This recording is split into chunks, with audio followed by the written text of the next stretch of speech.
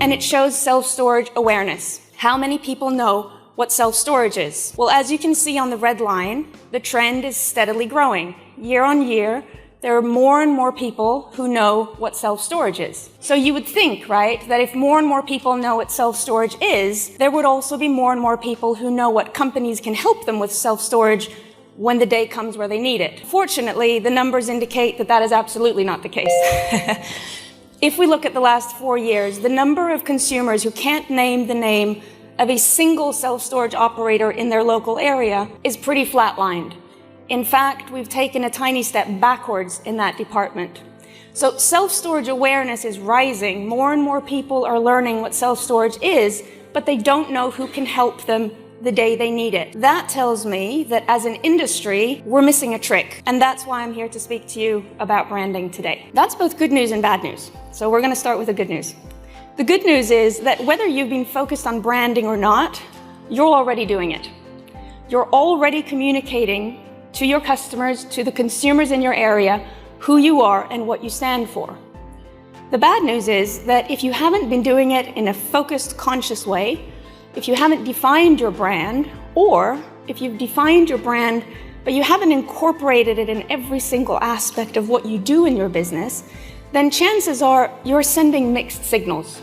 About 10 to 15 years ago, there was an important shift in branding, and I'm about to show you some slogans for global brands and how they've changed over the past decade or so, and then we're going to take a look at what we can learn from that. I told you earlier that I'm from Denmark, so of course the first brand I show you has to be a Danish one, Carlsberg Beer.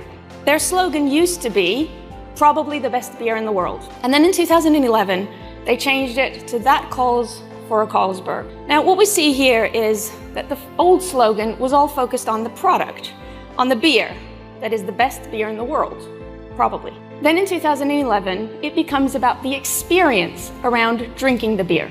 The marketing campaigns that went around launching this slogan for Carlsberg, the new one, was all about life experiences and then concluding at the end that this calls for a Carlsberg. Last on our list is McDonald's. In the late 1990s, their slogan was, "Did someone say McDonald's?" Very similar to the Coca-Cola slogan in the late 1990s. Again, just all about name recognition, brand recognition, reminding us that they're still here. But since the year 2000, their slogans have referenced the emotion of love, the strongest human emotion on the planet. And these guys know what they're doing. In 2000, it was, "We love to see you smile." And then since 2003, we've all been loving it. By 2007, there were 880 studies investigating the link between emotion and buying, and the number has gone up manyfold by then. They all looked at this from slightly different perspectives and different angles, but their conclusion broadly was that people don't buy on logic. They buy on emotion, and then they justify their choice with logic. But why is that? Researchers are still trying to work out why that is, but they think it has to do with long-term memory. If a strong emotional response is triggered in us, then we're likely to remember that for a long time.